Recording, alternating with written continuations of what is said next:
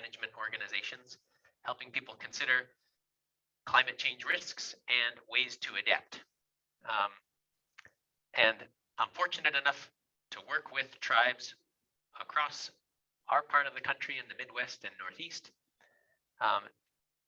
And that's the experience that brings me with you today. So you all signed up for this webinar series. Hopefully you know what you signed up for. But this series came out of a slightly larger effort that was formed around this idea of using the Tribal Forest Protection Act to help advance tribal climate adaptation priorities and also to facilitate greater collaboration between tribal nations and their associated national forests. This webinar is going to get into some TFPA basics and also some background information on climate adaptation. A team of folks that I work with, we realized that there was still a need for more education and information sharing about the Tribal Forest Protection Act, particularly in our part of the country, the Midwest and Northeast. TFPA has been an instrument that's not widely used, and so we decided to host this webinar series to just be a general education platform for anyone who's interested beyond our region and within our region. Over 250 folks have signed up, which is exciting. We will be sharing the recording of this presentation and the presentation materials afterward. So everyone who is on the registration list, you'll get an email from me with that information and those materials. So I just want to say thank you off the top. Thank you for your interest. And I'm looking forward to a great discussion. I also want to extend a sincere thanks to our presenters today. We have folks from the Forest Service, from Intertribal Timber Council, from Dynamite Hill Farms, a really nice mix of folks to cover some general and specific topics relative to the Tribal Forest Protection Act and climate adaptation. In the second webinar coming up on Thursday this week, we will have a panel of participants from national forests and tribes who are sharing real-world experiences and lessons learned from their history with TFPA. So please, I hope you're planning to tune in on Thursday as well for that panel discussion. So without further ado, I'd like to turn it over to our first speaker of the day. That's Alicia Bell-Sheeter, the Assistant Director of the Forest Service, Office of Tribal Relations. Alicia, if you're out there, can you please unmute yourself and come on camera? Hope I'm unmuted. There you are. All right, excellent. Too many layers here. Ooh, speaker, that sounds so fancy. I am Alicia Bell-Sheeter. As Stephen mentioned, I'm the Assistant Director in the Office of Tribal Relations here at Forest Service Headquarters in Washington, D.C. And my focus as an Assistant Director is on co-stewardship, Tribal Forest Protection Act, and other tribal authorities. And so Stephen had asked me to provide sort of that big picture contextualization of the work that you're going to walk through throughout the rest of this webinar and on Thursday. We've got an excellent team of subject matter experts here who are going to help you take tribal collaboration and co-stewardship to the next level using TFPA and other authorities while connecting those climate adaptation strategies to the national forest system, the treaty and other rights on those lands, as well as tribal lands and communities. So I'm excited to join today to learn more about the partnership between the Northern Institute of Applied Climate Science, the Great Lakes Indian Fish and Wildlife Commission, and all of the tribal partners who've been involved in this work for quite some time now. You all are a model for other regions, and I know Stephen hears me say that every time I talk to him, is let's replicate this and take it around the country because it really is a compelling model and a successful one. The tribal adaptation menu again, kudos to the folks who've been involved in this. That is an award-winning tool and is a really excellent example of co-stewardship. I look at that as a path, the TAM lighting a path towards co-stewardship, and that has been reinforced by this administration. As you may or may not know, there's a focus on climate adaptation, climate strategies, as well as tribal co-stewardship and tribal rights and interests. One of the core documents that have come out most recently that reinforce the TFPA, et cetera, is the Joint Secretarial Order 3403. This is a joint order on fulfilling the trust responsibility to Indian tribes in the stewardship of federal lands and waters, which was signed by Secretaries Vilsack and Holland last fall. It was announced at the White House Tribal Nations Summit last November. The Joint Secretarial Order builds upon principles that were initially outlined in the TFPA and that recognize tribal knowledge and connection to a landscape, that include developing collaborations with federally recognized tribes for stewardship of the lands and waters of the National Forest System, and that recognizes the following principles, among other things. One, recognition that Indian tribes are sovereign governments with a government-to-government relationship with the United States, that ensure meaningful consultation with tribal governments at the earliest phases of planning and decision-making relating to the management of federal lands so that tribes can shape the direction of that management. To include tribes within landscape or watershed scale restoration and conservation planning. And this is inclusive of incorporating tribal forest, range, and ag management plans in the direction of the management of those landscapes. And that considers tribal expertise and traditional ecological knowledge as part of federal decision-making, particularly concerning the management of resources that are subject to reserve treaty and other rights and subsistence uses. So in a nutshell, it's taking the initial premises of the Tribal Forest Protection Act for that engagement and knowledge sharing and informing federal land management decisions, and taking that to the next level and reinforcing it in a broad way throughout the Department of Agriculture and Interior. So the timing right now is really optimal to take advantage of the support that we're experiencing. As you may be aware, we've also been afforded some really impressive investments in both tribal work and climate adaptation work. And so with that, I will stop and turn it over to the subject matter experts and get into the weeds on this stuff. And thank you again for the invitation. Thanks, Alicia. I'm really glad you're with us. Okay, now it's my pleasure to turn things over to the Guanaque, Katie Brissett, and also Jerry Jandra, I believe, is on the phone too. Both of them are owners and operators of Dynamite Hill Farms up here in northern Michigan, but also they were co-authors of this tribal climate adaptation menu that you heard Alicia reference here, and Katie and Jerry will explain that more and cover some background on climate adaptation. So I'm stopping sharing my screen. Katie, I see you're up, and the floor is yours. Bonjour, Gakanalia. Mangadote, Miss Kobekangan Dunjiba, Makunja Banyan, Bye Bye Banishnama, and Nakazo Baninsi, when you're creating Dishnakas. My name is Katie Brissett. Nice to meet you all. We're going to introduce the menu itself, and I will reduce some of my introductions. You can hear our little 1-year-old is in the background here.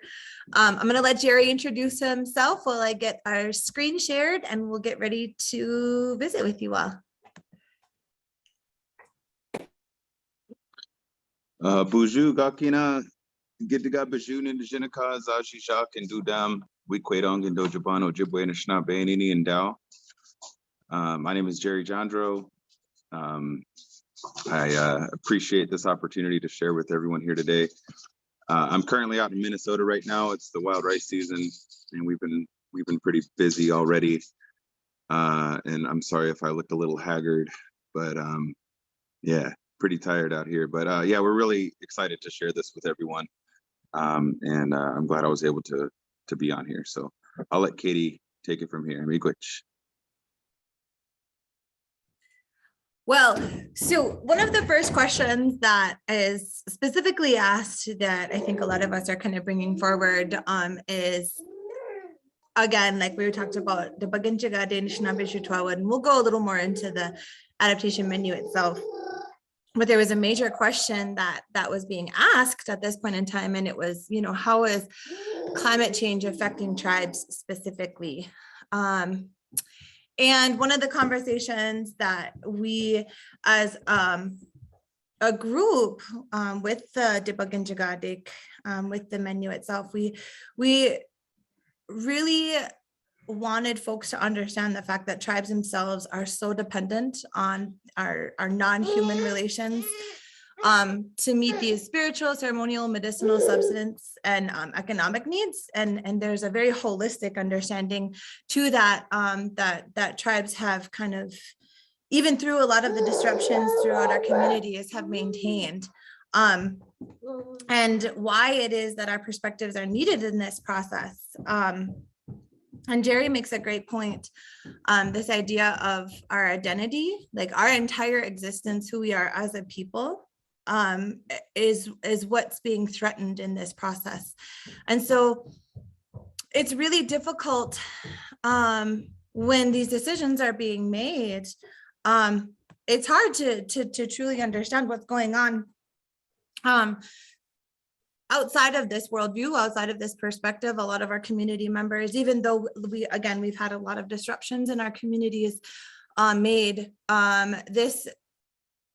we think about these things together, right? We don't separate out like the spiritual needs necessarily from the economic needs or the medicinal needs or the subsistence needs. They're so intertwined, they're so interchangeable for our communities.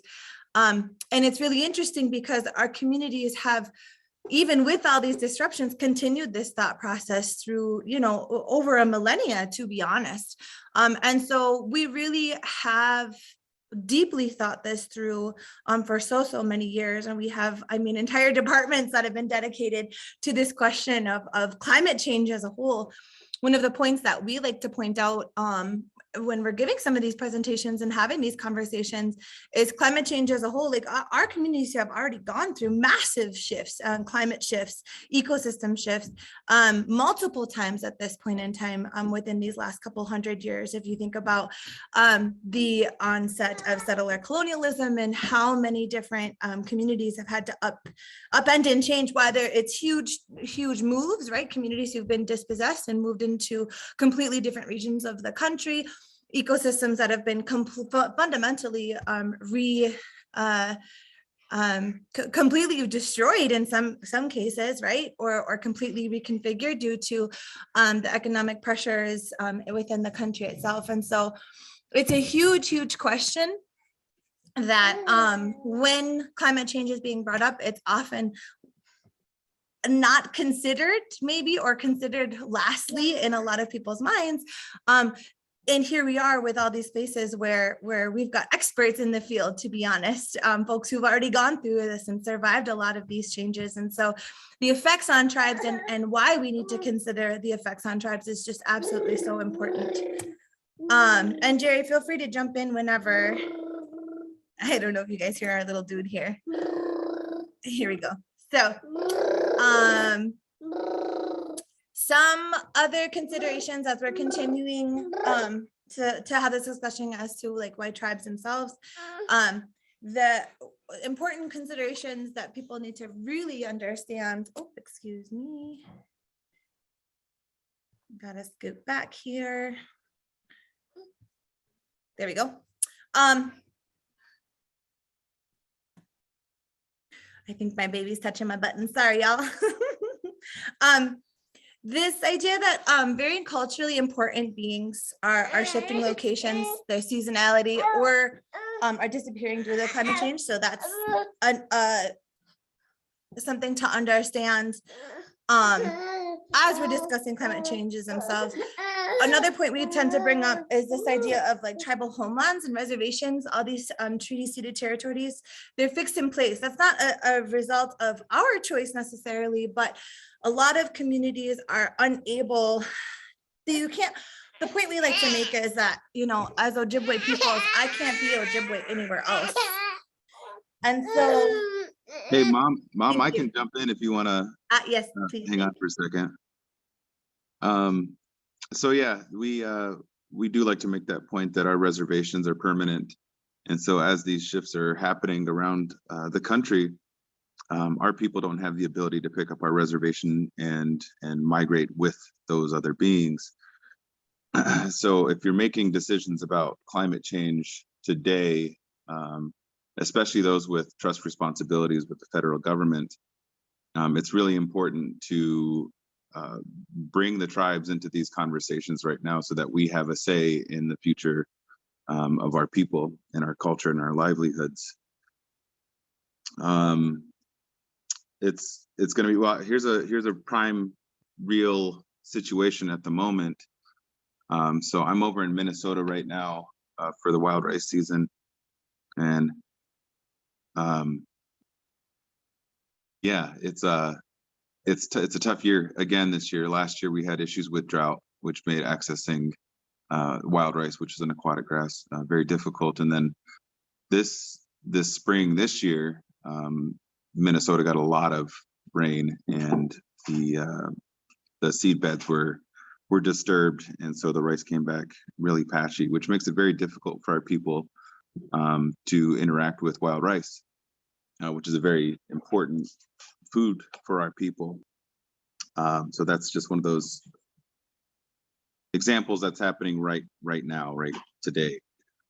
For those that are making these decisions for public lands or Forest Service lands, again, it's important to stress that tribes should be a part of that process from the beginning and throughout the process. Go ahead and change the slide, please. So historically, decisions for natural resources in the past have always been done with the community in mind and with the experts within our communities, and acknowledging the inherent sovereignty of the natural world as well. So it was a much more complex decision-making process.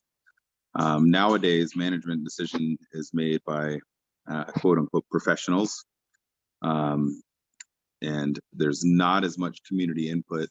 I know there's oftentimes opportunities for public input, but as far as tribes are concerned, with a government to government relationship, we should not be lumped in with the public, and we should definitely be a part of the process from the beginning. So talking about the tribal adaptation menu from the beginning, go ahead and hit the next slide. It became obvious to a group of people that were actually participating in an adaptation workshop with NIACS, that the tools that were currently available didn't necessarily reflect an Indigenous perspective in the process. And so that sort of sparked the idea to begin working on this tribal adaptation menu that is specific to individual tribes and definitely takes into consideration cultural perspectives. Next slide. So the tribal adaptation menu is made up of a large group of people that worked over the course of about 2.5 years on this document. We had some universities, we had federal agencies, we had tribes, we had Gliffwick, 1854 Treaty Authority, all working on this document together. Next slide. Here's a quick picture of some of the team. And just to reiterate, there was a need for adaptation planning for tribes that integrated our understandings with Western science and perspectives. Culturally appropriate climate adaptation between tribes and non-tribal partners. We needed another form of a language that was out there to help facilitate those relationships. And then probably one of the biggest things that took us the most time in this process was the need to address the language used when discussing the natural world. So That in can be this an entire specific- topic by itself, but go ahead. Right. So in this specific example, when we originally authored this part of everything, we based it on Ojibwe and Menominee perspectives, mostly because the tribal members who were in the room at the time were folks who had come from Ojibwe and Menominee point of views and have experience in that language, the concepts and the values that were being explored. The menu itself is intentionally designed to be adaptable by other Indigenous communities, allowing for their incorporation, whether it be the stories being interchangeable or being able to be rewritten, the examples, or even the specific ceremonial uses that are kind of, we have a section that we even discuss are how we understand tobacco and our use of tobacco and gifting and reciprocity. All of that is built into the menu, but it's also designed to be adaptive itself, the menu as a whole, in order to kind of be able to change according to what is necessary as it's coming up. So Jerry, if you do want to jump back on. Sure. So this is just a quick example of some of that language that was shifted in the process.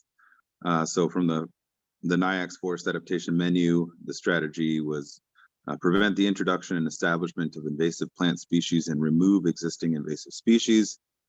The approach was eradicate existing populations or seed sources of invasive plants through physical or chemical treatments. And then sort of a similar strategy and approach, but from the language that we decided to use was maintain or improve the ability of communities to balance the effects of Bakan and Goji Ga Ondadag. That's the non-local beings. So we actually shifted the terms used to describe invasive species. The approach is to remove existing Bakan and Goji Ga Ondadag after communicating with beings in the local area to explain intended actions.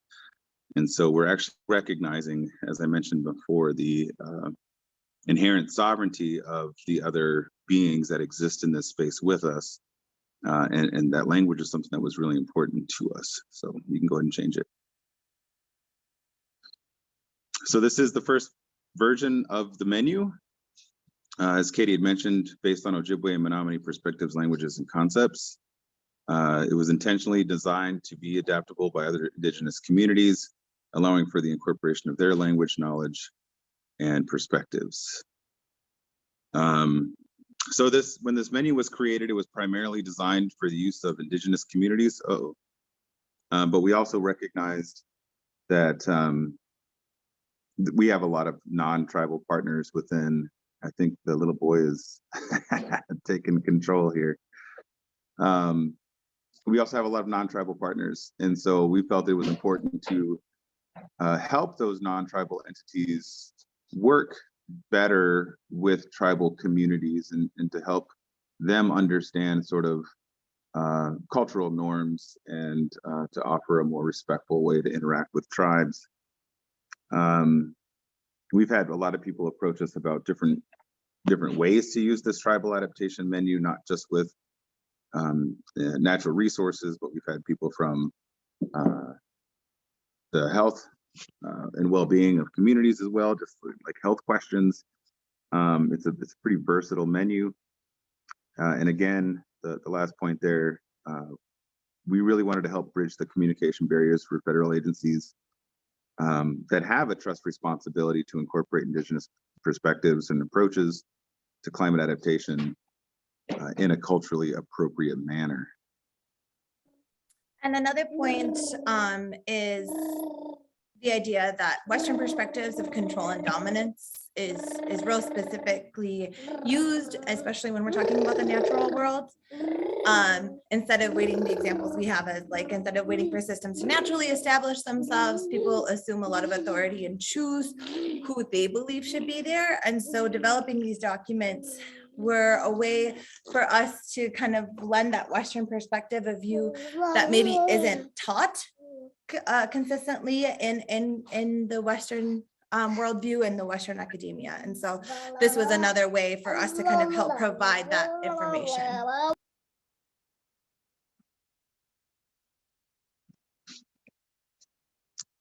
Okay, so in this, the tribal adaptation menu, there's the beginning section is the guiding principles, which we thought was really important for this document, which provides a general guidance for non-tribal partners working in Indigenous communities. Focus on empowering tribal communities, restoring language, culture, and promoting tribal sovereignty.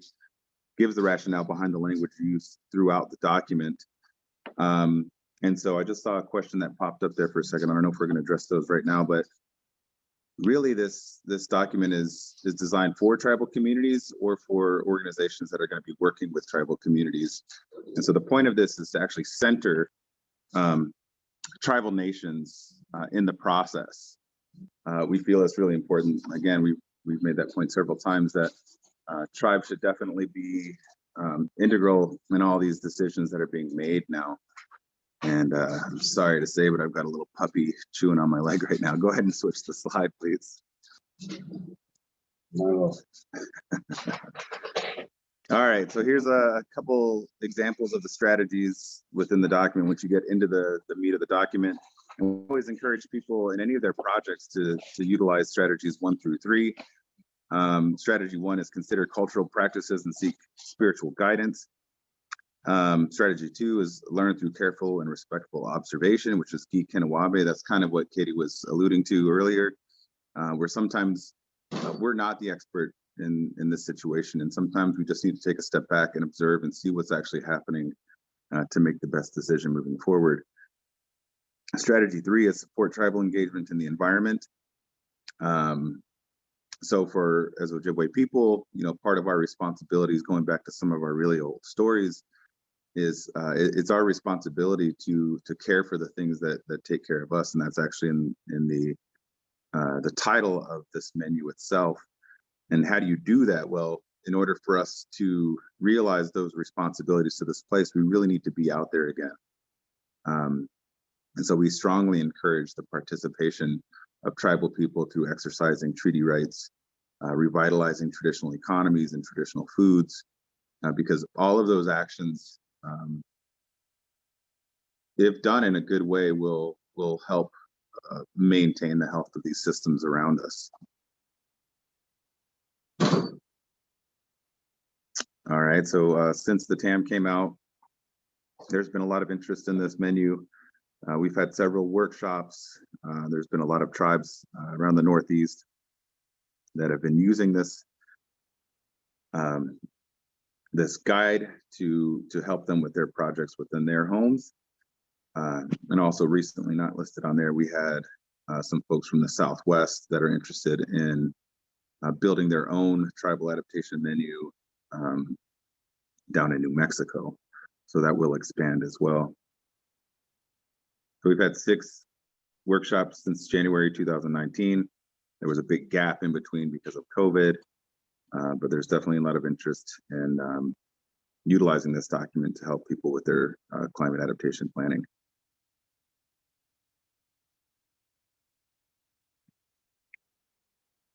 So this document is definitely considered to be a living document. We could have continued, we probably could have still been working on this document, to be honest with you. But we felt it was in a place where it was good to publish. But there's a lot to be considered in all of this work that everyone's doing now. Some of the questions to leave you with is how can you help tribes and Indigenous communities around the country use this tool and customize it for their own use, to incorporate their own language, their own ceremonies, their own perspectives? How can you help non-tribal organizations use this tool to collaborate and communicate with tribes in your region? And how can the tribal adaptation menu help facilitate climate change planning and potential TFPA projects in your area?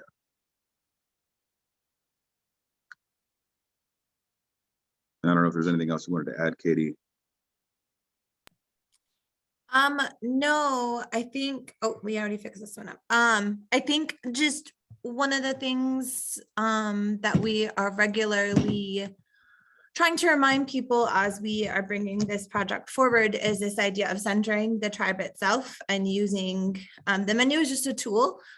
These conversations are absolutely vital and need to be happening on a regular basis. But in order for those to occur, a lot of people need to know that they're kind of an acceptable measure. It's an acceptable practice, and it's something that's really important. And so the biggest point that we've almost always brought forward, and you know, a 20-minute presentation never really does it justice in terms of what this tool could really provide, is this idea of building relationships. We are working with communities, tribal communities is who I'm specifically speaking on, but Indigenous communities across the globe, who still have maintained a sense of relationship with their place, their home of origin, the place that they currently reside on. And they have an understanding, we have understandings that I think spill beyond a lot of the work that we're restricted by. And so it's really important as we're developing this conversation is to remember what that actually means. And the whole point of this document was to provide a place where the authority that is within tribes could be drawn out and put on paper. And, you know, a lot of us, we rely so heavily on especially those of us in government positions or federal positions, state positions, we rely so much on, you know, proven right best practice. How is it that it's shown that this is going to work before we can implement an idea? And what's beautiful about the work that's been done for the adaptation menu is, you know, this is considered best practice and could probably considered, you know, best practices the last couple 100 years. I don't know how many folks are able to say how long that research has gone, but we appreciate your listening, and I'm looking forward to any questions or thoughts folks have about the potential use of such a wonderful tool. Me, great Chapajay. Shimagwich, Katie, and Jerry, thank you both for sharing a little bit about the tribal adaptation menu. I saw a couple of questions have come into the chat already. That's great. Keep them coming. I'll collect them for our Q&A session at the end. And just to keep things moving in the interest of time, I'd like now to transition to our next speaker, who is Susan Johnson with the Forest Service. Susan, if you're able to turn your camera on and introduce yourself, please, that would be great. Yes, thank you. Thank you very much. What a pleasure to be here this morning. Thank you so much for the invitation. My name is Susan Johnson. I'm a tribal member of the 3 affiliated tribes from North Dakota, Arikara, Hidatsa, and Mandan. I'm also tribally affiliated through my father, who's a tribal member of the White Earth Chippewa from the Pemina Band from Madeline Island. So it's very nice to be here. I do have a new job with the agency. I recently started with the Forest Management, Rangeland Management, Vegetation Ecology group. And so that's one of the reasons that I'm here today with all of you and through Stephen's invitation.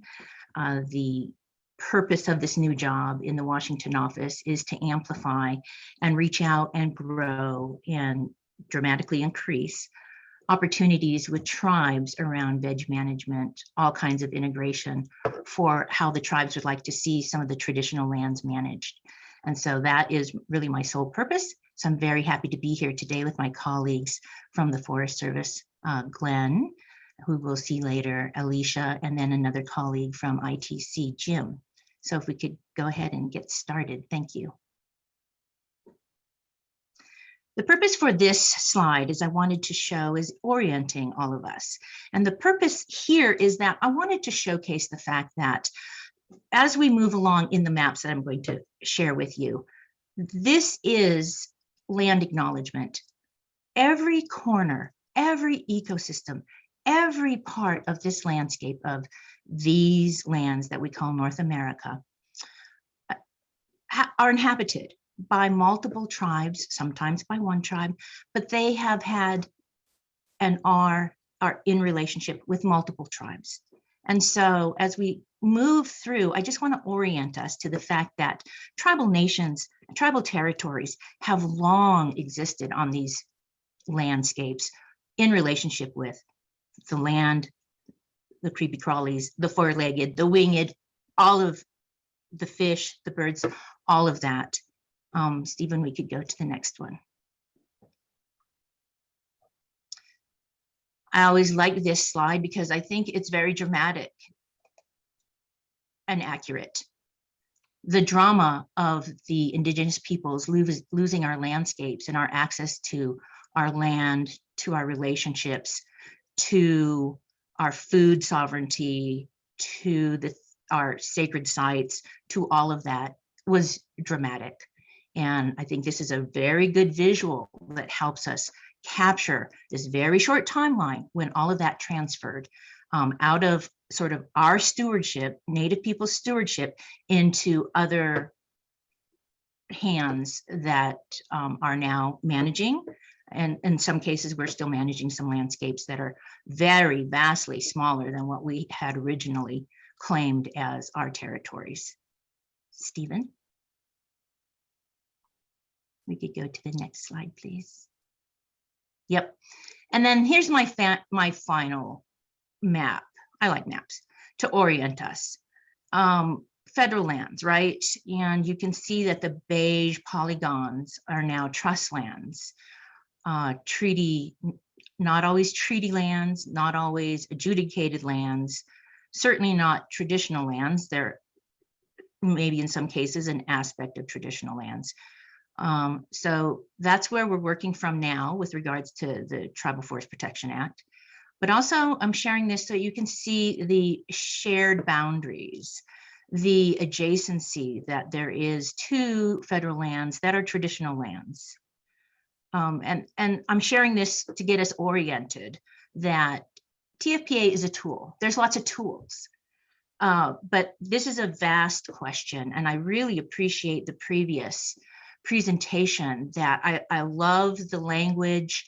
I love the approach to shifting to traditional language, concepts, words. I hope that we can do a little bit more of that in the Forest Service.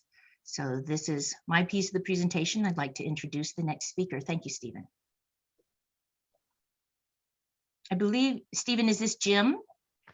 Yes. Yes, welcome, Jim. Thank you. Good morning, everybody, and thank you for the opportunity to present today on TFPA, the Tribal Forest Protection Act.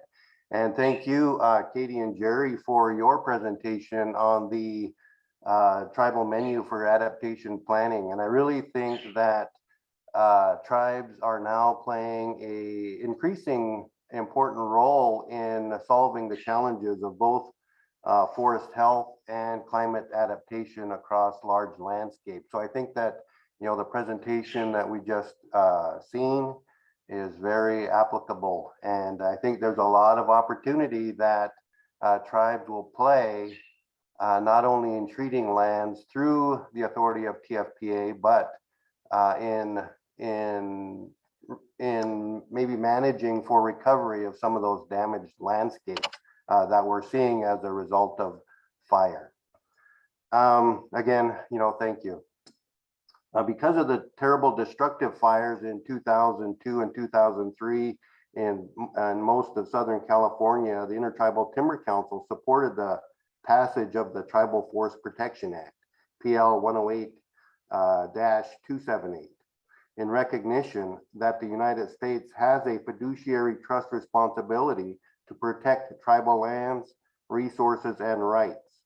The TFPA enables tribes to propose projects to address hazardous conditions on lands administered by the Forest Service and BLM, which border or are adjacent to tribal lands or resources. The TFPA could facilitate treatment and collaboration between the Forest Service and tribes to manage and restore healthy forests, and I shouldn't say just forests, but landscapes.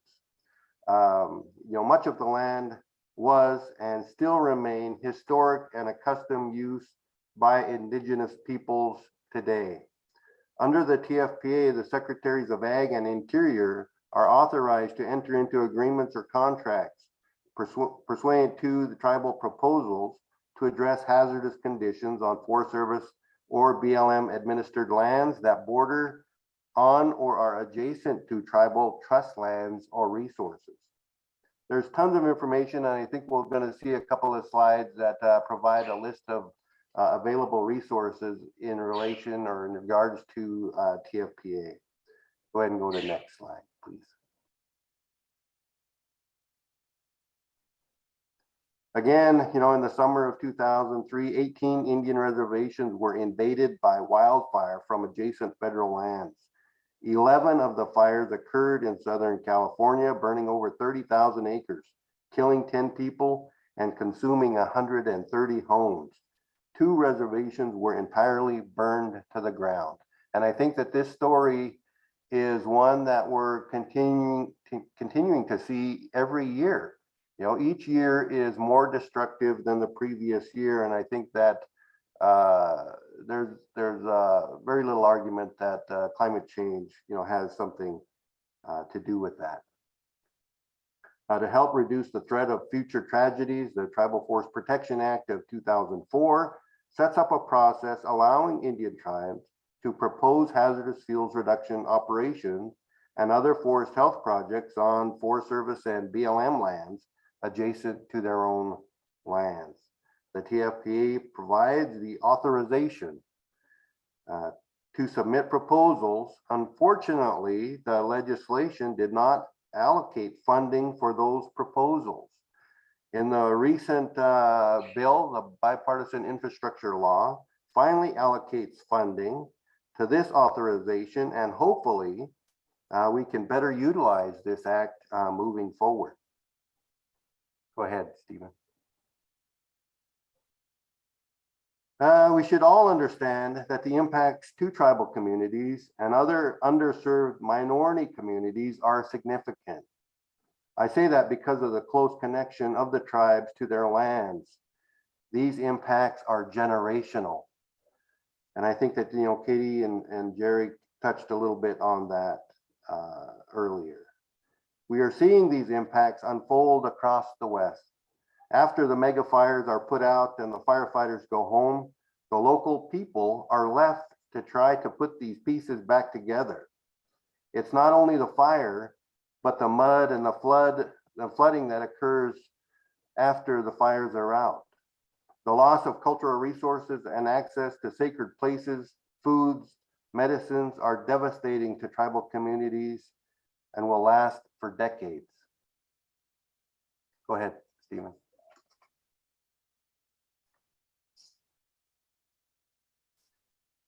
There are 574 federally recognized Indian tribes and Alaska Natives in the US.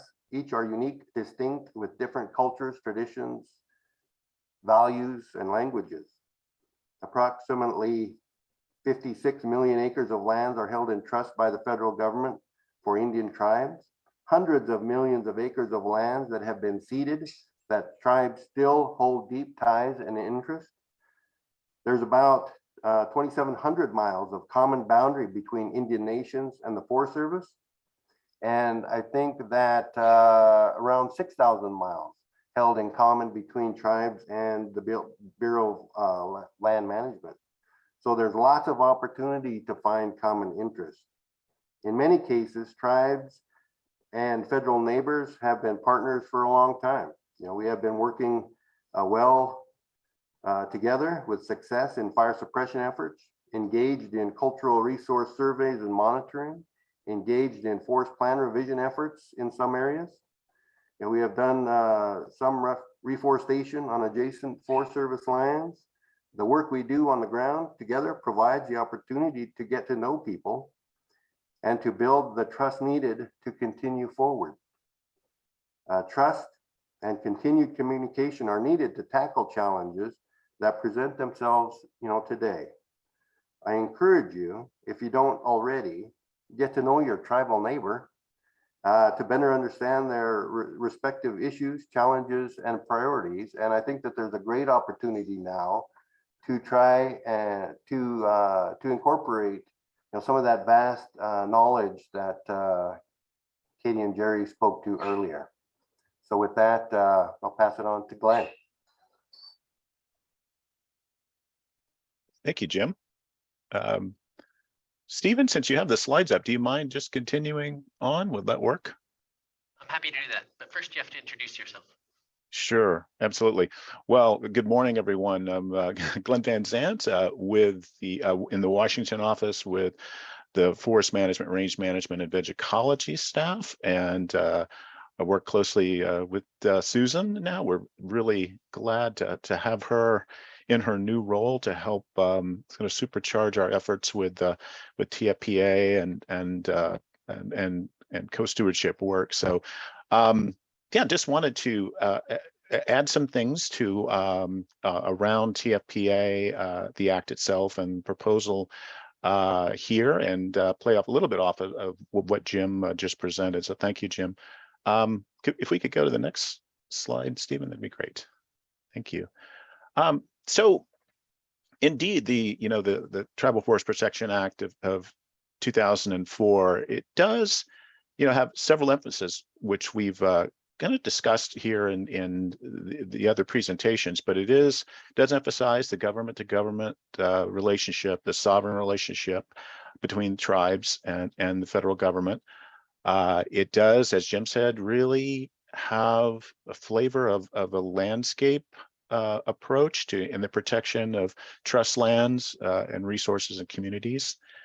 And it does also directly acknowledge tribal, historical, and cultural interests, as well as the recognition of traditional tribal ecological knowledge and skills, and all that that tribes really bring to the table when we talk about land management and stewarding the land. Next slide, Stephen. Thank you. So just a few basics. We talked about some of this here this morning, but those first two columns essentially come right from the legislation itself. But just to go through those again quickly to sort of cement those concepts. So to qualify, the land can be tribal or allotted. It must be in trust or restricted status.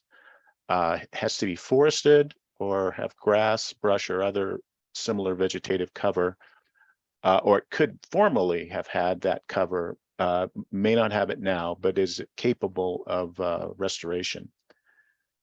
And so for those proposed NFS landscapes where the work would be done, the land should border and it'd be adjacent to Indian trust land. The adjacency concept is one that it may not be a direct border. It relates to the nature of the threat. If the threat is adjacent to Indian trust land, then that is also a consideration. So that's a concept that sometimes has some flexibility to it.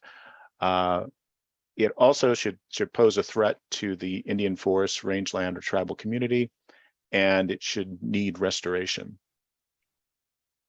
So for developing the proposals, I think Jim really alluded to this with collaboration is it's really all about relationships, and so collaboration and with tribal governments and your tribal neighbors and associated communities is really important, and it's important to start that early and to really maintain and build those relationships, which really form the basis for this collaborative work. Next slide, Stephen.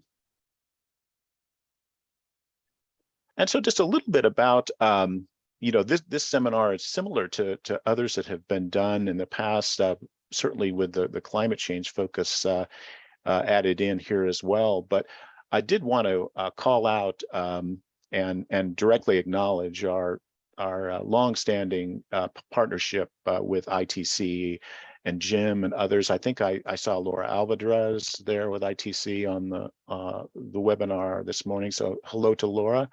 But this partnership goes back years now, well over a decade. And as Jim said, ITC has been closely involved with our TFPA efforts and also with assisting with multiple webinar series that we've done over the years, including a number of them actually in the last 2 years, where we've really focused on some of the new authority that we have, including the 638 authority, which was new to the Forest Service in the 2018 Farm Bill.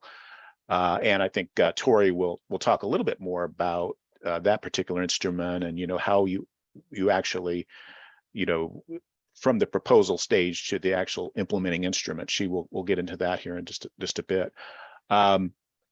But some of the lessons learned, from our relationship over time, and these I should say come directly from a joint ITC Forest Service report from December 2018, is that agency-wide commitment's important, and I think we're seeing that stronger than ever, which is a great thing, from leadership at the highest levels of the agency on down. And so that's important to really make these relationships work and to really put an emphasis on it. And also a collaborative approach to project development is essential. It's, it really takes both the tribe and the forests and folks working together to make this happen. And finally, just to say a little bit about the funding, Alicia brought that up and Jim also brought that up. But just to echo that, there's been, there has been a concern about having, not having dedicated funding and having a tight funding situation in the agency in years past. And, we are seeing, as Jim mentioned, in the bipartisan infrastructure law, there's substantial funding for tribal collaborative and co-stewardship work, specifically in a provision that I noted there at the bottom right, the section 40804, which is specifically addresses GNA and TFPA with states and tribes. But I would say that there's, we're certainly not limited to that provision. There's a lot of money to do this work on the ground to address the wildfire crisis. And so we are in a situation where, the funding, that what's previously available is available, and so that's really, I think, important to our efforts moving forward. Next slide. Thanks, Stephen. So just these last two slides, I just wanted to say there's there's a lot of information here that you'll be seeing today, and a lot of it is we're trying to build out. This particular website is on the Forest Management WO homepage, and we'll be building that out with additional resources. But we'll be able to find materials around TFPA and 638 and best practices guides and questions and answers about the instruments and TFPA in general. And I think the next slide, Stephen, actually shows the ITC website, which is ITC has a wonderful compendium on their website where even links to previous webinars, and recordings that you can watch. Again, just an awful lot of resources that you could tap into, after the program today. If you want to go find an answer to something or just review something or a concept, it's really all there. It's a wonderful resource. So, and I think, certainly, I think it looked like there was, Stephen was dropping that in the chat, but I think probably the plan would be to make all of that available, and so that folks would know where to turn to for those resources. I think is next slide, Stephen. I think that may be the last one on resources. Thank you, Glenn. Thank you. Thank you. Tori, would you like to have me advance slides, or would you prefer to do it? If everyone can be patient, I would like to do it just because I have a number of slides that I'll be doing here. So give me a brief moment and we'll get this pulled up. All right, thumbs up, Stephen. Yes, now I see it. Please Excellent. introduce yourself, and thank you. Yeah, thanks for the reminder. So good morning, everyone. It's a pleasure and honor to be here. My name is Tori Haka. I am the Regional Authorities Coordinator for the U.S. Forest Service Eastern Region, supporting the National Forest System. I'm here today to help you understand some of the available authorities. There's probably a lot more institutional knowledge out there with the participants on the guide than I can offer, but we'll give it a shot. Today, I really want to focus on 5 key agreement opportunities and ways to partner with the Forest Service to implement TFPA and or to do project work with the Forest Service. There are well over 50 types of authorities and agreement opportunities that the Forest Service has. So we're focusing on some primary and key ones that focus on the ability for partners, specifically talking to our tribal entities' autonomy for the work that they're doing, practices that meet their needs as well as Forest Service needs. And today's presentation that I'm going to be focusing on before I pass it back to Stephen at the end, there's a lot of text on these slides. So we are talking about resources that are available to you, and we're hoping that this PowerPoint can be a resource to you. So I'll do my best to not read them to you, but do recognize there's a lot of text on them. So we heard from several presenters, and again, what an honor to be here. Just the language that was used this morning is something that I need to practice myself. It does not come naturally to me. So we'll see how we do as I go through this. And we heard about TFPA and what that might mean to the tribal partner and to the Forest Service, knowing that we have a mixed audience today. We'll try and be cautious of balancing the line between information for our tribal partners as well as information for our Forest Service peers. But TFPA creates the process, the proposing of the project. It doesn't actually carry out the project itself. It's a way to communicate tribal needs and assets that need protection, enhancement, restoration.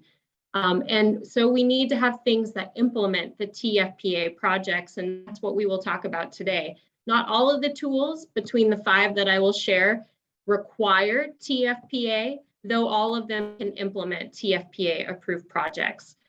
So as we go through this, I'm going to be touching on 5 different, as I mentioned. We'll talk about the 638 agreement, the Good Neighbor Authority agreement, the Stewardship Contracting and Agreement Authority, Challenge Cost Share, and participating agreements. All of them have a varying level of degree of information, and they all have a varying degree of when you choose to use those different tools or instruments to implement your TFPA work. Before we get into the specifics of some of those authorities that are available to us, for those of us just to have a common understanding, I wanted to give a quick high-level framework of the types of agreement tools and what they are and how they may or may not work with you when you're considering these options.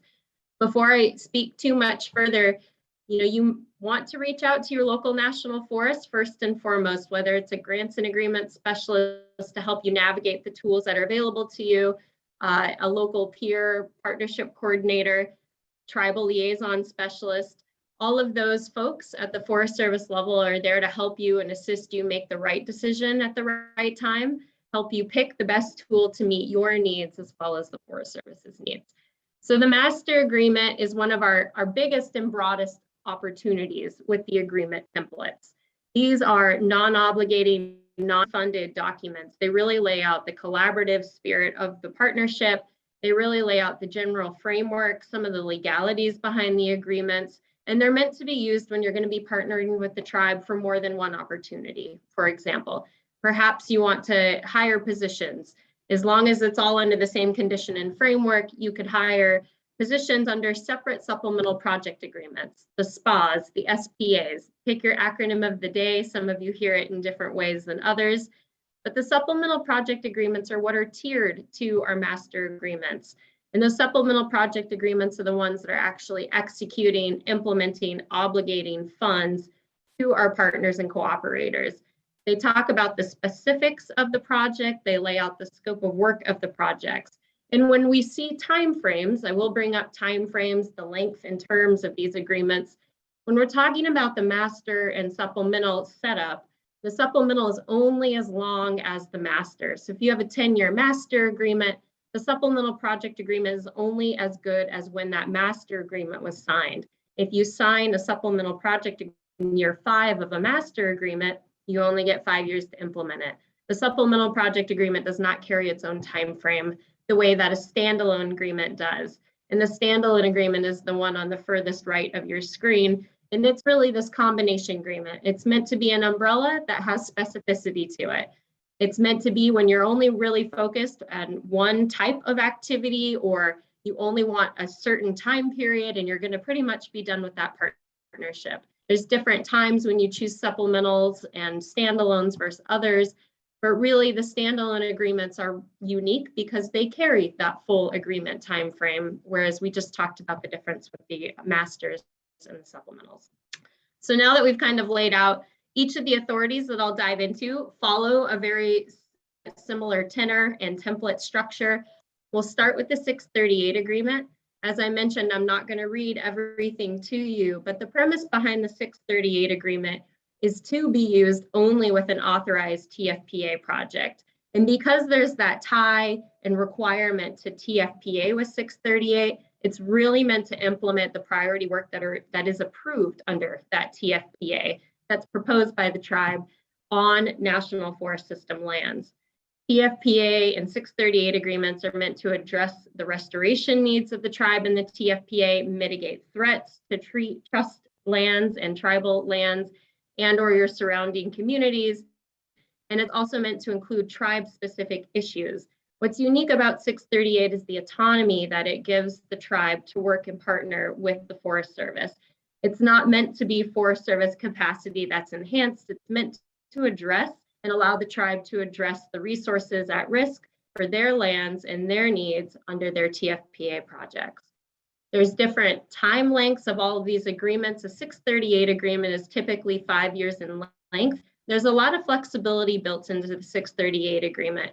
But again, when you're talking about 638, you have to remind yourself that it ties back to the TFPA project. Again, there's no match requirements. There are some technical assistance opportunities in there. The Forest Service is meant to provide assets and capacity to help the tribe, but this is about the tribal assets, resources, and capacity to be built to do work that you need done under your TFPA. As I phase into Good Neighbor Authority, this is one of the first of the next 4 agreement types that we have at our disposal in the Forest Service that allows us to focus on implementing and working with tribes comprehensively. It's not required to have an approved TFPA in place to use Good Neighbor Authority, though it is one of the very unique and interesting ways that you can implement a TFPA authority.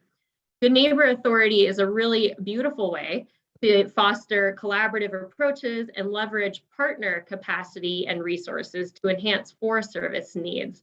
So we were hearing this morning from Jerry and Katie about the ability for them to provide a certain perspective, a skill set and knowledge for the way that we should be managing Forest Service lands to have benefit to tribal trust lands and their own communities.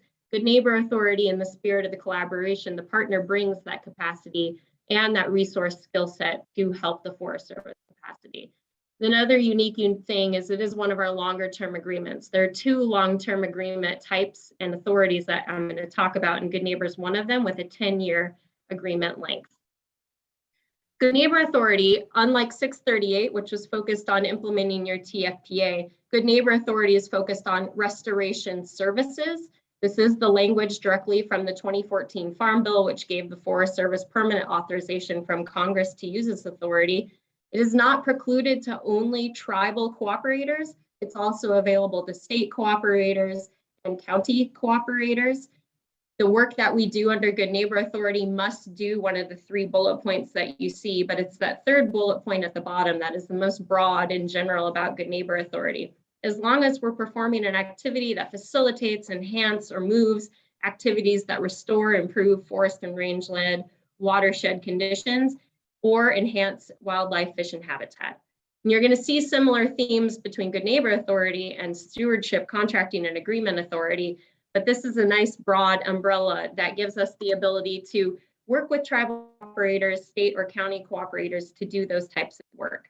I must mention that one of the areas where it's not quite as autonomous is really focusing back. We can turn a lot over to our tribal partners to do our work and to help us with our work on Forest Service land with Good Neighbor Authority, but we still are precluded to, as our other authorities, to ensure that we're meeting our forest plan management standards, that we're applicable with the National Environmental Policy Act, and that we're honoring and respecting other applicable laws and regulations.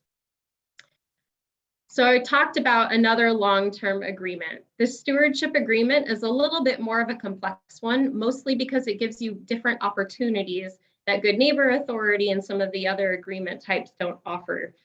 Stewardship agreements specifically for tribal partners and cooperators, it's a unique one because not only of the time frame, which can be up to 20 years, depending on the type of land base that's included in the project. There's certain fire regimes and turnover and interval rates that preclude stewardship agreements to be in a 20-year agreement authority. Otherwise, it's up to a 10-year agreement authority. So it's also, and one of our longest, it is our longest opportunity in the Forest Service to partner with.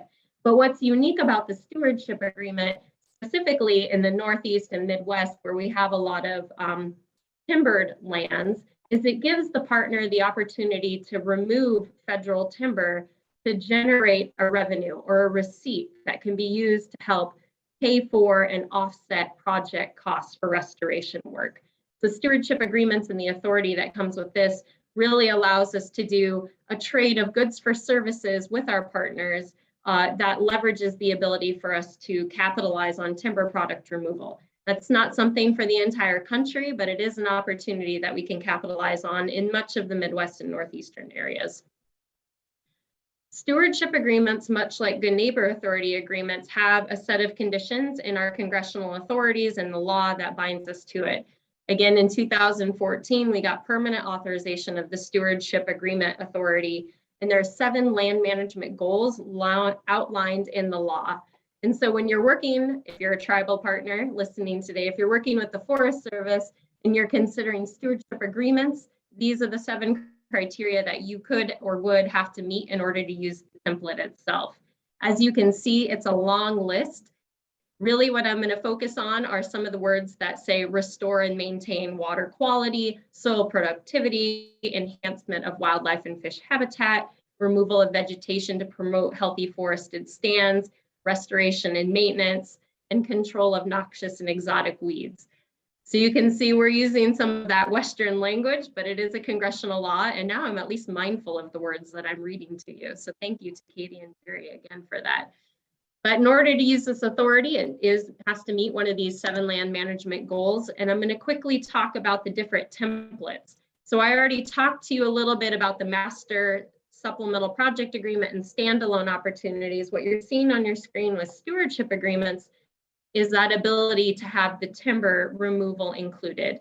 You know, these are conversations we've had with much of the upper Michigan, some of the Minnesota tribes, is the opportunity for them to help and to provide revenue into their restoration work through the selling of federal timber. And that's why you see the variety of agreements on the left-hand side of the screen.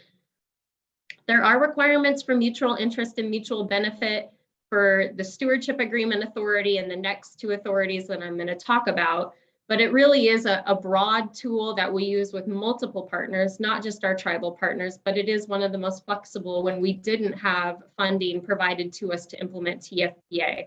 Before we had the bipartisan infrastructure law that Alicia and Glenn touched on, this was one way that we could really find assets on the Forest Service land to help pay for work to implement TFPA projects.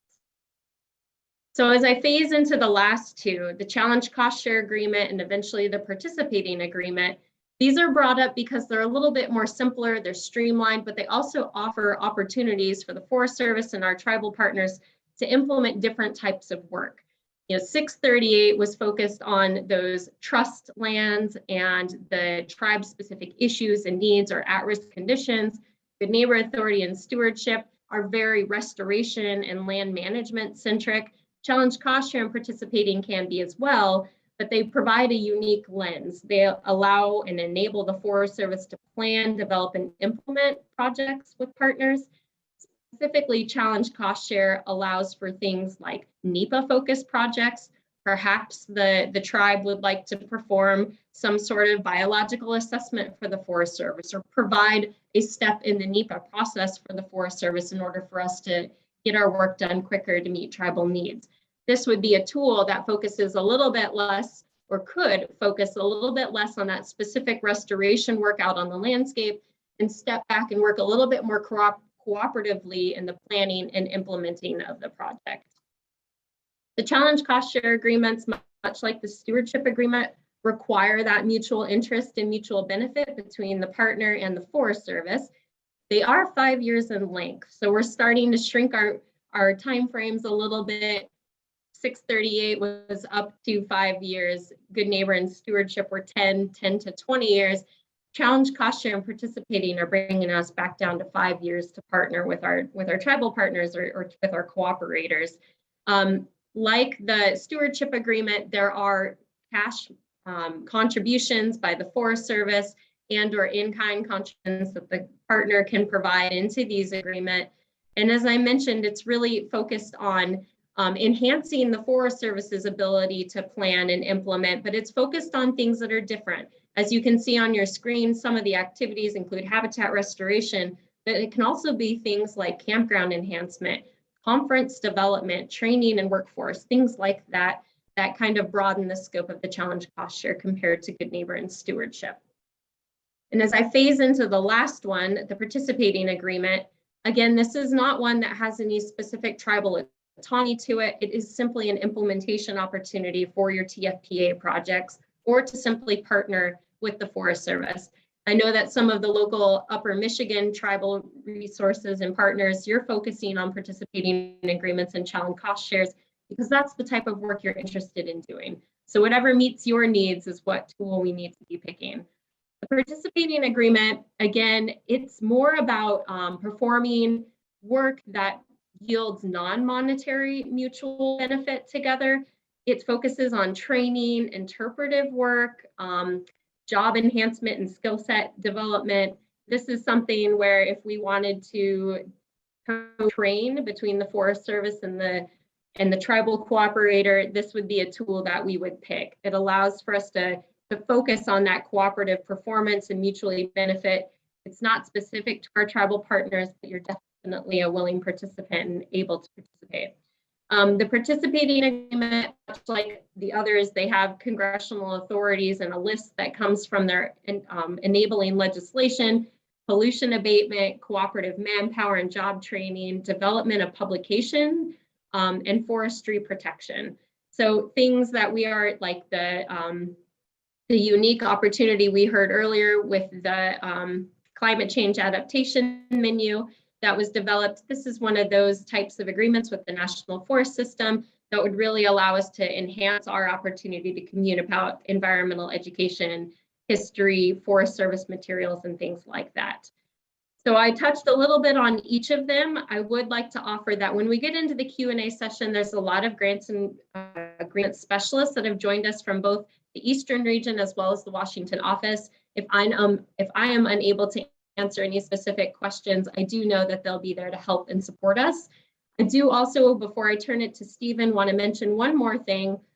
This is such a priority for the Forest Service to show up as a good partner, not only to all of our partners that are helping us do our work, but specifically to our tribal partners. The Chief of the Forest Service created some new policy in July of 2022 that nullified the national waiver of match policies. So some of these agreement templates you will see in several different matrices or decision trees that the Forest Service has. There is that requirement for match contribution. As of July, our chief has shown up and said that that is not something that we're going to be holding our tribal partners to. Each region and grants and agreement specialists is still working through what that looks like with each of our individual partners, but do know that the waiver of match is something that, unless it's required by statute and law, if you're a tribal partner, we're not going to require that match contribution. Of course, we want to show the mutual interest and mutual benefit. We want to be able to capture and articulate to Congress and to other partners the type of work we do with our agreements. So match is always welcomed, but I did want to articulate that our chief has been very clear about where we want to provide opportunity for our tribes to work with the Forest Service.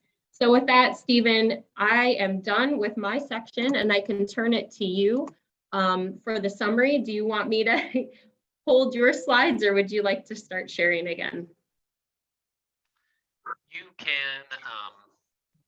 can cease sharing for the moment. Excellent.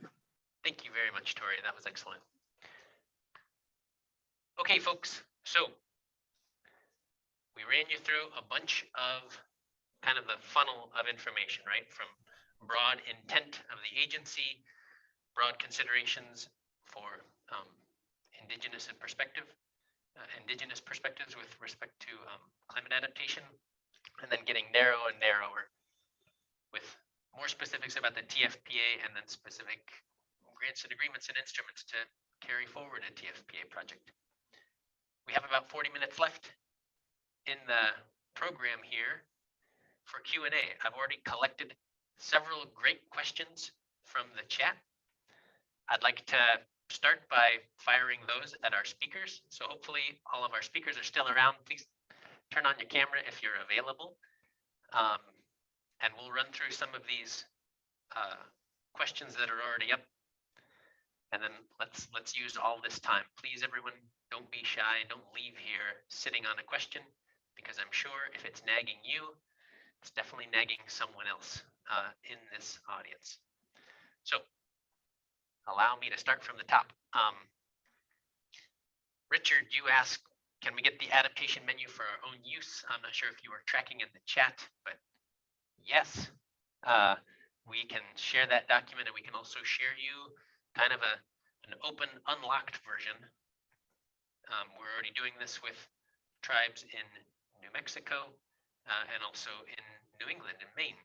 We're encouraging tribal communities to take that tribal adaptation menu that we started and to tailor it for your own purposes.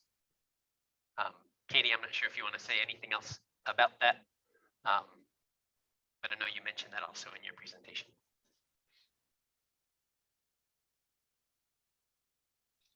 Thumbs up from Katie. Okay. Okay, Timothy, you asked, are tribes using their own climate change models to predict the potential impacts on ecological and societal resources, or relying on existing models? Would any of our, I've got some examples to share, but would any of our panelists like to talk about this? Maybe Jim, I'll look at you first. Just speaking on behalf or as a member of the Climate Change Advisory Committee for the Confederate Salish and Kootenai tribes, and help develop the climate change strategic plan for here, we're using a regional model or a state developed model to develop a couple of scenarios, that we're planning. So not tribal specific, but certainly regional or state level modeling efforts to support the tribal planning efforts.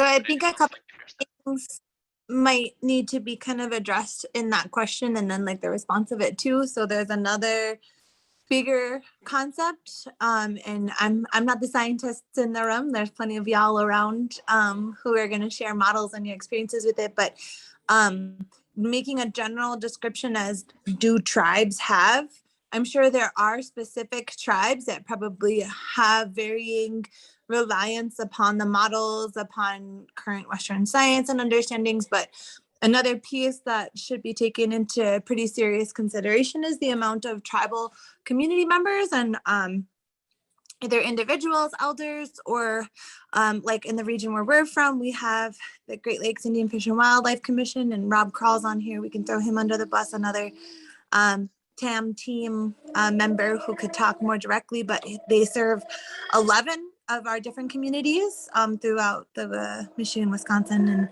and Minnesota region. And one of the things that they've done a wonderful job is coordinating the anecdotal evidence or the stories or the regular observational work that you'll find in a lot of maybe producers, food producers, community members who are active participants in the environment itself.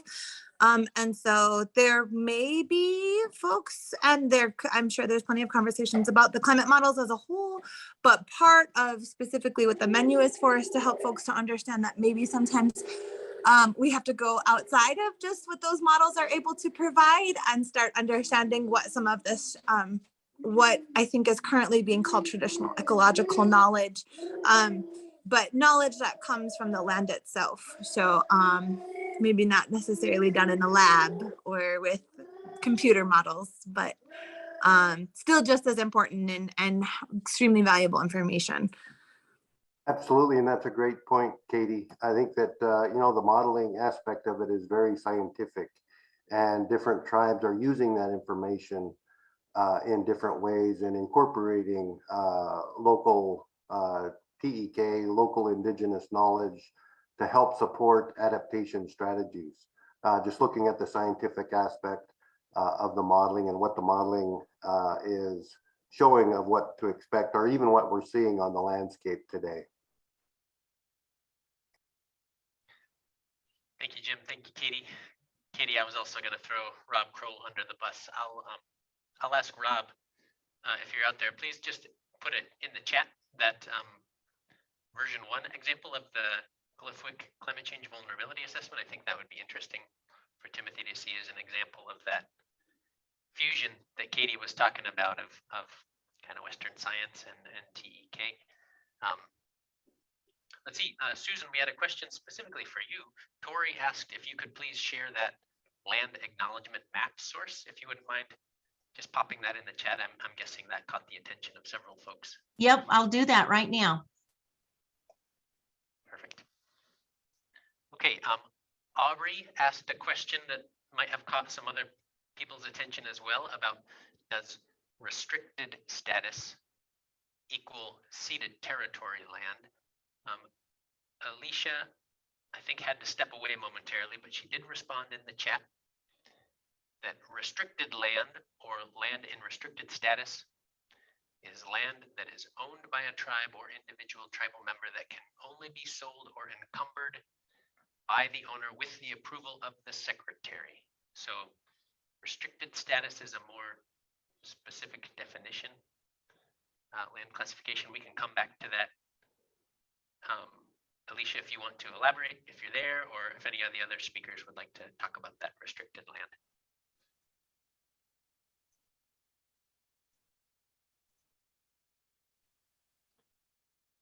Okay, anyone else?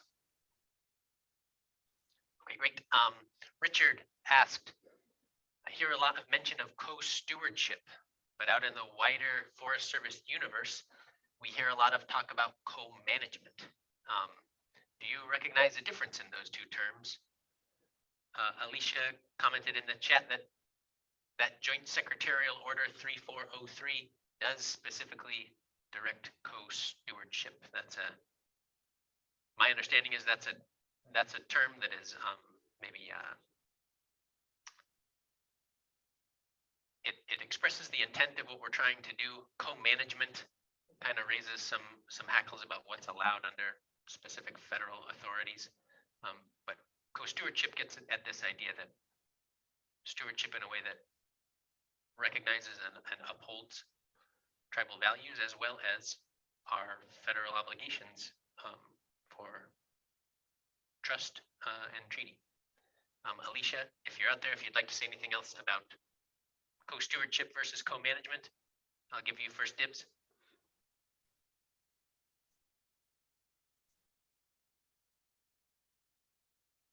Would any of our other speakers like to comment on that distinction, or how you hear those terms being used, co-stewardship versus co-management? Yeah, Susan? Yeah, I could share that the tribes that I work with, there is a distinction for them, and they are trending towards the co-management piece because there's a decision option within that. And so there is co-management means that all of the tools of decision making, direction of the landscape, restoration, or whatever, is collaborative with the tribe. The co-stewardship and the secretarial order, joint secretarial order that Alicia is referring to, does codify co-stewardship as the objective, as the trending for the agency, not only the Forest Service, but all the other land managing agencies. And so I think until we kind of grapple with what I hear the tribe saying, co-management has a decision element in there. We're not quite there yet.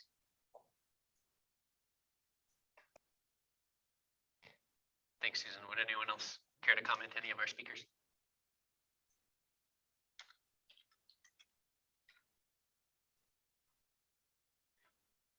in the interest of time, I'll keep running through this list of questions. This is great. Okay, Tia asked, how can our Alaska tribes qualify in the Tribal Forest Protection Act without reservations for all but one tribe? Is there a difference between Alaska Native corporations under TFPA? Maybe Glenn or Jim or Susan, I'll look to you for this.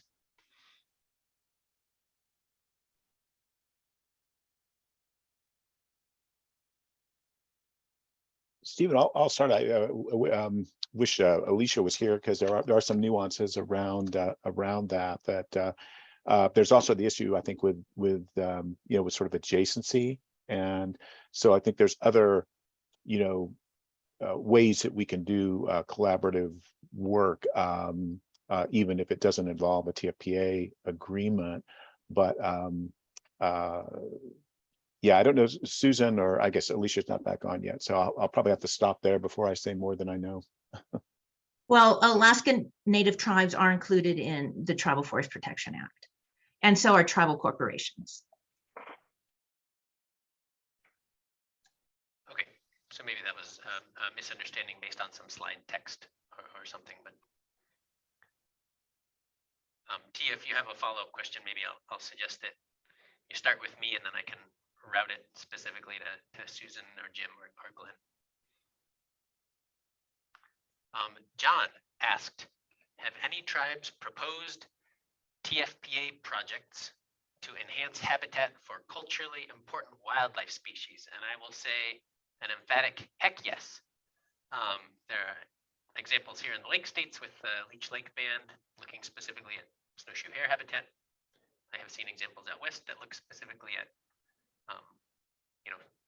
habitat for salmon restoration. Jim, it looks like you came on camera. Would you like to comment on culturally important wildlife species examples? No, I think that your answer was very appropriate. Heck yeah. I think it doesn't have to just do with hazardous fuel reduction, but restoration of landscapes, including habitat restoration, wetland type restoration as well. I think another important consideration to kind of take into play here is a lot of projects, especially when you're coming from a tribal perspective, kind of inherently incorporate, whether you're talking about your forestry department, your natural resources department, understand that like with habitat, with a lot of these restoration needs, habitat is kind of built into it, right? So what's good for fish spawning habitat might also be good for current climate conditions or future climate conditions with the forest and overstory, and making sure that we've got good a good canopy for the local streams and whatnot. And a lot of those ideas are kind of built into the way tribal communities are understanding these ecosystems as a whole, again, which is why we push so hard with the adaptation menu, that we take that into consideration as a huge part of the conversation. And so especially when you're working with elders or community members or knowledge holders, a huge piece of that needs to be understood, that you might be talking about something completely all the way over here in maybe one of your departments, but it has a huge impact on what we're talking about. And that's the biggest point, right? When we're bringing these conversations together, it is so that these conversations can be seen together, which might happen a little more naturally in our communities than maybe we're used to in some of these other departments, right? Thanks, Katie. Okay, maybe a nuts and bolts question here. Actually, a couple nuts and bolts questions in a row. James asks, who does or pays for the NEPA work with an approved TFPA project? Can there be a programmatic BLM or Forest Service-wide NEPA for TFPA practices, similar to how NRCS does NEPA? I can take a stab at it, knowing that's not my specific wheelhouse, so I welcome anyone else to come on and support. let's see. So who pays for it was a part of it. So the Forest Service would be responsible for finding funds to help pay for the NEPA to do and understand whatever environmental impacts or ramifications would happen on the landscape for whatever activity we're doing the analysis on. In terms of programmatic, there's varying levels of programmatic NEPA within the Forest Service agency. But I wouldn't say it's all encompassing and comprehensive the way that NRCS does it. It's usually site specific and it's based on a set of conditions and framework for whatever the impact is and the series of analysis around what that impact is on the landscape. There is opportunities for the tribe to support NEPA work on the Forest Service. And it looks like we may have somebody that can help me speak to this a little bit, but we do have we're exploring options for the tribe to show up in different areas. Like I said, they could perform one of the biological assessments that helps inform the impact with NEPA, or they could be the primary contractor for NEPA, as long as the Forest Service line officers are the ones that are still signing on that decision. Catherine, I saw you jump on. Is there something you'd like to add to the conversation? Yeah, so as far as NEPA is concerned, you'd have to figure out who are the lead agencies involved. Just because it's under Forest Service lands doesn't necessarily mean that they're the only lead agency. So you can have multiple lead agencies, and each lead agency has their own set of criteria that they would like people to follow, especially determining on what type of project it is, the area that they're going to be impacting, and what are going to be the impacts after the projects are over. So that's all. I mean, you just have to be careful about who are the lead agencies. Super valid point. Thank you for that. Let's follow this path a little bit more. So Richard asked to define the difference between the Forest Service 638 authority versus the traditional or maybe more commonly used 638 Indian Education and Assistance Act authority that BIA has used for a much longer time. 638 says different things to different people. Tribes in the Forest Service have to work out how Forest Service is using its own 638 compared to how BIA uses it. And Alicia, I'm not sure if you're back yet, but Alicia said in the chat that the Forest Service and BLM 638 demonstration authority is the same approach to the Department of Interior 638 authority, with the requirement that it must currently be connected to work that is within an approved TFPA project. So Forest Service 638 is more limited. You have to go through the TFPA door first to use 638 authority. Would any of our speakers like to add or riff on that answer, please?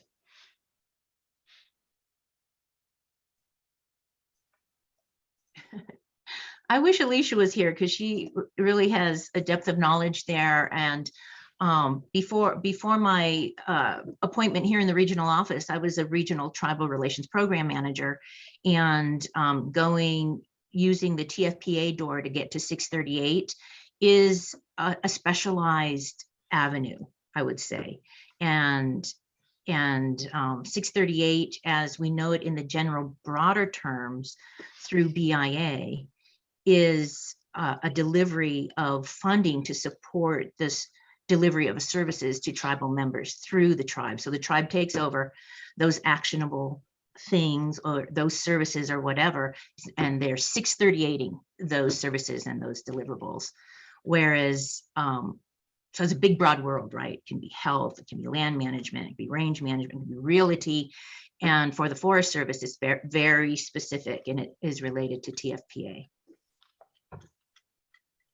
I would just add that the ITC, the Intertribal Timber Council, was very deliberate in pushing the 638 authority, the Indian Self-Determination and Education Assistance Act authority towards TFPA, with the deliberate intention of trying to push that cross-boundary collaboration. towards the interest of, tribal priorities and needs across the landscape. So, thinking and understanding the power of the Act 638 authority, the ITC was very intentional in trying to provide that authority through the Farm Bill to promote more cross-boundary collaboration and work meeting tribal goals and priorities. Thanks, Jim. Alicia, I see you've got your hand up.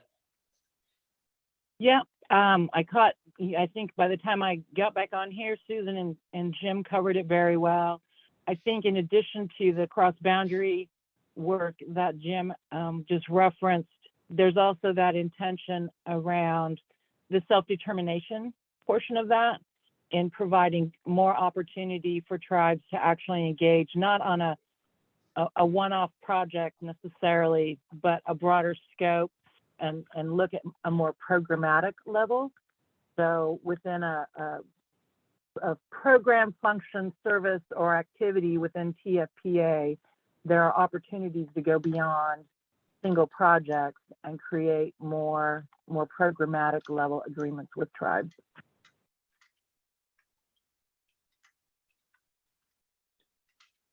Excellent.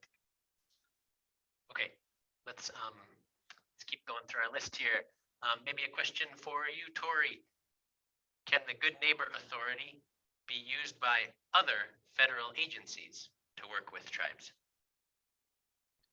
It was granted in the enabling legislation to the BLM, Bureau of Land Management, and the Forest Service. BLMs will look different. The Stewardship Contracting and Agreement Authority is another co-authority with the secretaries, Department of Interior and Department of Agriculture. And that for us means the BLM and the Forest Service. So Good Neighbor can also be done with BLM. Excellent, thanks. Mm-hmm. Let's see, Jerry Jandro put a question in, and then Tori kind of added to it later. Jim and some of our other speakers talked about how TFPA is an opportunity to get to know people and build trust in addition to getting work done on the land. And Jerry pointed out that one major issue with regard to that relationship building is the turnover rate within the Forest Service. It's difficult to establish relationships when Forest Service staff are encouraged to bounce around the country to advance their careers. Tori kind of added to that. To Jerry's point, can anyone speak to working through the TFPA process and what was done to create a relationship? And if turnover was part of that process, what was done to continue to ensure a positive continued relationship? Would any of our speakers like to address that? Yeah, Alicia. Yep, I'm gonna, of course, rope in Mr. Derglo on this one, but I will say that by virtue of having an approved TFPA proposal, or even an MOU, something that memorializes that relationship, so that when there is a transition of staff, which, as we all know, is lightning speed sometimes within the Forest Service, at least you've got that document and that place to point to with an incoming ranger or an incoming forest supervisor. So there's merit. It's at least marginal succession planning, I guess, if you will. So it's worth having those documents. Again, even if you don't have a full TFPA proposal, at minimum having an MOU that puts all those desired goals and intentions to paper, that tribes and the incoming folks can point to. Take it away, Jim. No, I think that issue has been raised as a challenge with many TFPA proposals and projects. As those projects are being implemented, there's a constant turnover, not only with the ranger, but the folks on the ground administering those projects. Locally, we've seen that issue on a small project that we had. We probably had 3 different sale administrators, you know, and developing a relationship, an ongoing relationship with that on the ground staff has been a challenge, not only here, but has been raised, you know, with many of the TFPA projects. We would hope that, you know, at least there's some stability with that Forest Service leadership at the district or within the forest that could help, you know, promote and build on those established relationships. For sure. And let me add one more bit on that note. Looking at Jim reminded me of a conversation we've had, and I've had with many others too. If you really want to go meta, get those relationships embedded in the forest plan. Engage at that. When we say early, get engaged early. Once it's in a forest plan, I think that is also one important that tribes input and voice be reflected in those plans. And that will, again, be an institutional memory that will transcend staff changes.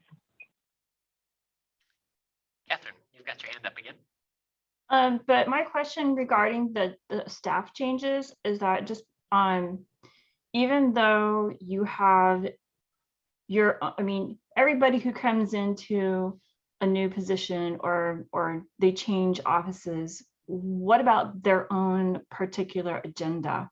How can you overcome each person's particular agenda?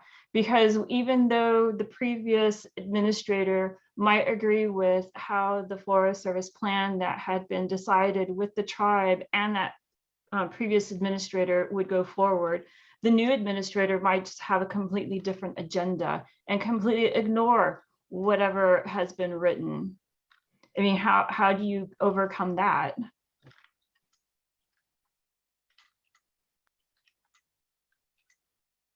I'll jump in on that one. That's a little more nuanced, Catherine, of course. In forest plans, regional forester approval of TFPA proposals, and the priorities of the chief, frankly, I mean, those are intended to direct what we all do.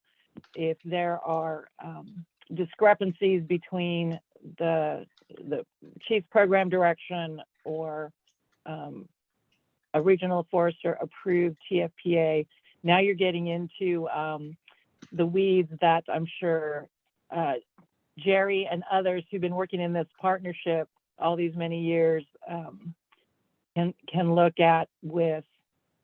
There's recourse, I guess. If you've got those documents and you've got that intention memorialized and aren't seeing the results or the fruits of what those intentions are, you know, that's an opportunity to elevate your questions and continue up the line officer chain as needed in order to make sure that those leadership and the leadership intent is there.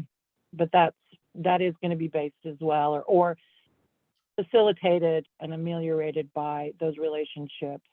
And on the Forest Service side, one of the things, and actually also embodied in the Joint Secretarial Order, there is language, 2 different points of direction. One is educating our own staff, Forest Service staff, which is a work in progress, and we have far to go, but there is work afoot in making sure that our folks are cognizant of, understand treaty rights, trust responsibility, et cetera, as well as surrounding communities. There's direction in the joint order to educate the communities in which we all operate to build that collective understanding, and arguably, or I think the intent is to reduce those conflicts at a collective level with education for all folks who are on that landscape. Jerry, I see you've got your hand up. I'll give you the last word on this question, and I'd like to move us along. Okay, thanks, Stephen. Yeah, I know that's just been an issue from my experience in the past, but another thing that the Forest Service needs to understand is that a lot of our tribal communities lack the capacity. And so as a natural resource professional or manager, forester, whatever for the tribe, you wear a ton of hats. And so not only are you responsible for taking the tribal land itself, but maintaining relationships with the tribal council, with state agencies, and also other federal agencies.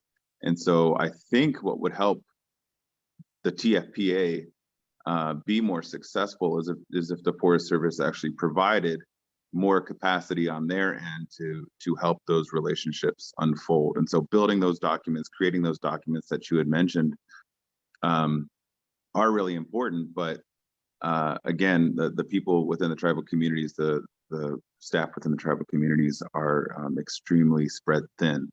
And so for the TFPA to be more successful and to have more projects, I think the Forest Service is going to have to extend their hand a little bit more into our communities to build that relationship and to help those projects along. Miigwech. Thank you. Great Stephen, point. may I know you wanted Sure. Jerry to have the last word, but I do want to share this. And this is coming from, again, a regional perspective. We're really investing in hiring forest level tribal relations program managers. We have really invested in just so many, and maybe you've seen them. We've tried to get them out to Indian country. We're really looking forward to having tribal members invested in being these tribal relations program managers on the forest. I think that's going to be an important capacity building opportunity, not only internally, but for the tribes, because we're investing in the tribes and we understand that capacity issue. So I hope that in the future, you will see the benefits of that. And everyone on this webinar, come back on Thursday and let's see what our panelists have to say. I think, and I know actually, having talked to all of them, that you'll see some examples of how that relationship worked. Did the Forest Service kind of shoulder some of that burden in crafting these documents, jumping through some of those administrative hoops to help, once the idea was hammered out. So yeah, teaser for Thursday. Okay, a couple minutia points. Tori, I'm looking at you. What types of contributions can be used for the match requirement? I know you said that Forest Service as an agency, we're trying to waive match requirements as much as possible, but there may be some instances where we can't. What kinds of contributions can be used for match generally? Yeah, cash contributions, whether it's partner cash to the agreement, private, non-federal entities, you can provide cash, direct cash match. I think we would be more interested in the in-kind or non-cash contributions to the agreement, which are, a good or a service that matches the agreement, volunteer labor, donated material and equipment, time, meetings to implement the agreement. There's several, and we can be and continue to grow the types of non-cash contributions and in-kind contributions, but there's a whole slew of contributions that you can provide. For example, under the Stewardship Agreement Authority, as soon as you are in the process of creating and building that agreement, you can start charging your time towards the development of that agreement as a in-kind, non-cash contribution to the agreement. So there's several different opportunities. I think your grants management specialists at the local national forest level are usually the best ones to help you through that process. They know the ins and outs of what counts and what doesn't count. And I will offer one more type is federal cash contribution. There are some opportunity if the enabling legislation allows for federal cash contribution to be added to the agreement, other federal cash contributions. For example, EPA funds through the Great Lakes Restoration Initiative, that kind of thing for our Lake States folks that are listening. So that would be an example of a other federal cash contribution. Perfect. Okay, thank you. Let's see, Aubrey asked, is there a mileage limit or a radius on land adjacent to tribal lands? Now, Glenn, I'm going to give you first dibs at this because you mentioned that this adjacency question is relative to the risk that you're talking about. So you talk more about that. It is relative to the risk, but I hope I can invite Alicia on to perhaps say a little more about where we've been on that. Alicia, I see you came on. Hopefully you can add some context, perhaps. So there is no, the short answer is there is no mile, there's no number that addresses the adjacent or bordering on. We have had some conversations with general counsel around this, and I think perhaps a better word, which is not in the statute, but a way of thinking about it, is proximate to. So if you are upwind or downstream or at risk of infestation from a forest or grassland, if you're on that trajectory of that risk, I think there's a case to be made. So it's not, you don't have to be, abutting essentially, but there needs, for example, if you're, if you're in North Carolina, you're going to have a hard time, making a case for a risk exposure, perhaps from New Mexico. But if you are in an area where you are subject to fire moves fast and it moves far, things travel through water bodies. So that's a way to look at it when it comes to how that is assessed. I won't say the word defined, but how that's assessed in terms of the risk assessment. And I see Jim popped on. Just to add to that, I think that there's also some language in the statute that refers to the cultural ties. So, we know that tribes have cultural ties and interests to ceded territories, which cover, large portions of many states, perhaps. So if the tribe can prove cultural connection or cultural ties to areas not directly adjacent or bordering tribal trust lands, then, I think that there's room to make the case for those types of areas as well. This is Susan. I'm going to also throw in maybe bark beetle in the west. You don't have to be near a big pop out of bark beetles necessarily. You can be miles away, and that is definitely a threat to forested lands. Wonderful. Thanks, everyone. There's one last question here that I think is really interesting and might be relevant to many tribes. So I want to squeeze it in here. James asked, are any of the policies discussed today specific to a Forest Service region or Forest Service unit? For example, the Washoe homeland includes portions of 5 national forests and 2 Forest Service regions. That's a lot of partnerships for one small tribe. Any ideas on how to work across Forest Service political boundaries? I was just typing a response to that in the chat.